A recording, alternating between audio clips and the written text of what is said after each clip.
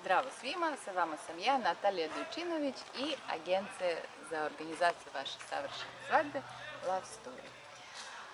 Danas ćemo da pričamo o jednoj interesantnoj temi, a to je ko organizuje vašu svadbu.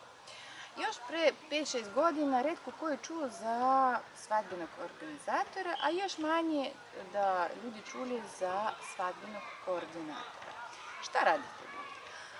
Svadbeni organizator je glavni i odgovorni urednik cele vaše svadbe. Znači, organizator i mladence skoro godinu dana često se viđu, upoznaju se lepo i dogovaraju se o svim detaljima, znači planiraju kompletan scenario vašeg svadbenog dana.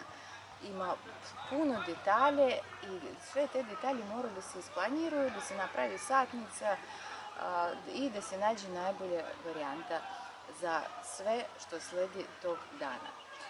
Međutim, na sam dan svadbe postoji još jedan bitan čovjek za vašu svadbu, a to je svadbeni koordinator. Šta radi svadbeni koordinator? Koordinator kontroliše sve to što ste vi i mladence i organizatori splanirali tokom tih dugih mjeseci. I kad došao taj dan svadbe, koordinator čovjek koji je obavezan da drži sve pod kontrolom. U slučaju ako vi ne koristite usluge svadbene agencije, usluge svadbenog organizatora, opet vam savjetujem da taj dan svadbene bude stvarno vaš jedan praznik.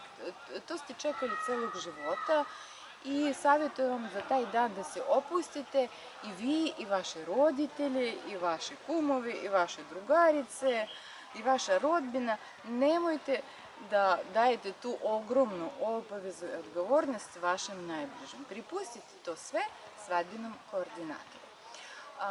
Nedelju dana pre vaše svadbe vi treba da se nađete sa svadbenim koordinatorom vjerovatno u restoranu, na lokaciji gdje će da se održe vaše venčanje, vaša svadba.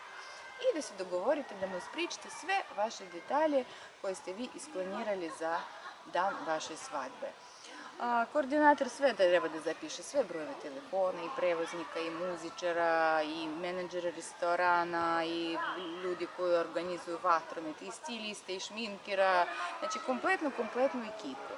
Zajedno treba da dođete na lokaciju i da pokažete vašem koordinatoru kako će biti rastavljene stolove, gdje će da se smesti muzičare, gdje će biti svadbeni luk, kakve kartice i kakav menji biće na svakom stolu, gdje treba šta da stoji, odakle ulaze mladence, odakle ulaze roditelje, kad muzika pravi pauzu, kad se unose torta, kad ide prvi ples, da konobar za vreme prvog plesa ne iznosi neko naredno jelo i tako dalje. Znači, koordinator mora da opiše sve detalje, da uzme sve brojeve telefona, da na sam dan svadbe mladence da se opusti i da uživaju svoje svadbe. I jedan savjet, obavezno mladence, molim vas, ostavite svoje mobilne telefone na dan svadbe kuće.